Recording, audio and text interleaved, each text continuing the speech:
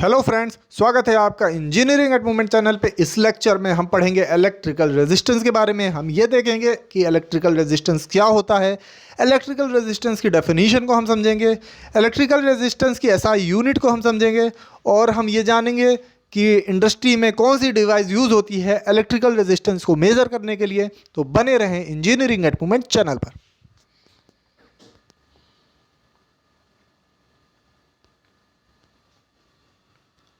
दोस्तों, electrical resistance एक conductor की प्रॉपर्टी होती है जिसकी वजह से वो उसके थ्रू फ्लो होने वाले करंट को रेस्ट्रिक्शन ऑफर करता है।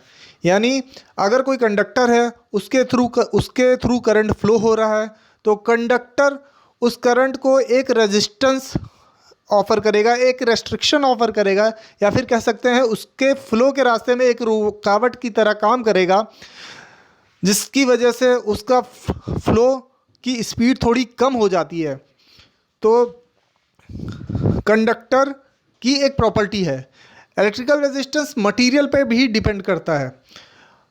रेजिस्टेंस जो है करंट के फ्लो को कंट्रोल करता है।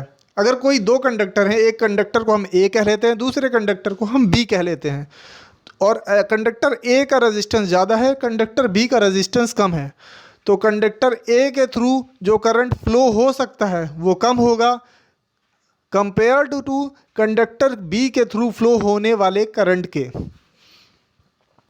अब एक हम एग्जांपल देखते हैं।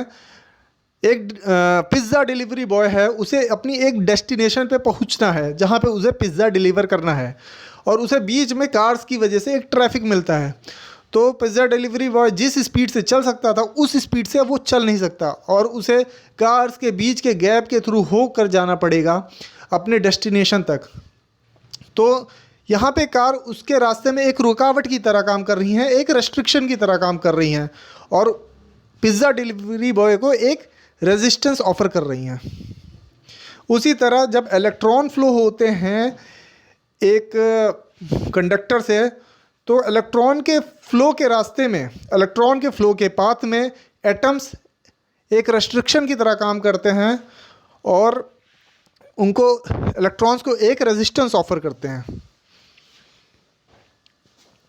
अब हम ओम्स लॉ को समझेंगे। अगर कोई कंडक्टर है, उसके थ्रू जो पोटेंशियल डिफरेंस है वो V है, और उसके थ्रू फ्लो होने वाला करंट I है, तो जो पोटेंशियल डिफरेंस V है वो करंट के डायरेक्टली प्रोपोर्शनल होगा।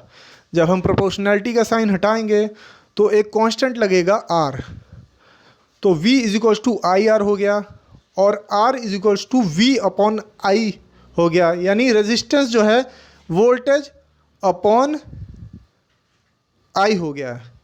प्रोपोर्शनैलिटी साइन हटा तो एक कांस्टेंट लगा, वो है R, और V is equals to I R बन गई इक्वेशन। अब अगर हम R की एक इक्वेशन बनाएंगे तो V को I से डिवाइड कर देंगे, R is equals to V upon I हो गया। इस इक्वेशन से R is equals to V upon I से हम इलेक्ट्रिकल रेजिस्टेंस को अगर डिफाइन करें तो इलेक्ट्रिकल रेजिस्टेंस एक रेशियो हो गया पोटेंशियल डिफरेंस और इलेक्ट्रिकल करंट का। SI unit of electrical resistance दोस्तों होती है ओम, और इसका सिंबल होता है ओमेगा। तो R is equals to V upon I था। वोल्टेज की एसआई यूनिट, V की एसआई यूनिट होती है वोल्ट, एंड I की एसआई यूनिट होती है एम्पियर। यानी ओम इज इक्वल्स टू हो गया वोल्ट अपॉन एम्पियर। हम 1 ओम को कैसे डिफाइन करेंगे? अगर कोई कंडक्टर है, उसके थ्रू जो पोटेंशियल डिफरेंस है, उस पे जो लगने वाला पोटेंशियल डिफरेंस है वो 1 वोल्ट है, और 1 वोल्ट पोटेंशियल डिफरेंस पे उसके थ्रू फ्लो होने वाला करंट अगर 1 एम्पियर है, तो उस कंडक्टर का रेजिस्टेंस 1 ओम होगा। दोस्तों, रेजिस्टर वो होते हैं जो कि रेजिस्टेंस ऑफर करते हैं। 2 तरह के रजिस्टर होते हैं दोस्तों, एक होता है फिक्स्ड रजिस्टर, एक होता है वेरिएबल रजिस्टर। फिक्स्ड रजिस्टर का रेजिस्टेंस कांस्टेंट होता है, और वेरिएबल रजिस्टर के रेजिस्टेंस को हम वेरी करा सकते हैं। तो ऊपर ये 2 सिंबल हैं फिक्स्ड रजिस्टर के, और फिर वेरिएबल रजिस्टर के भी ये 2 सिंबल हैं। इंडस्ट्री में दोस्तों रेजिस्टेंस को मेज़र करने वाली यूनिट होती है, मेज़र करने वाली डिवाइस है ओम मीटर। तो ओम मीटर एक ऐसी डिवाइस है जिससे हम इलेक्ट्रिकल रेजिस्टेंस को मेज़र कर सकते हैं और ये इंडस्ट्री में यूज़ होती है। कई तरह के प्रोडक्ट जो इलेक्ट्रिकल अप्लायंसेस में लगते हैं उनके रेजिस्टेंस को मेज़र करना होता है इंजीनियर्स को, और उसके लिए हम डिवाइस यूज़ करते हैं ओम मीटर।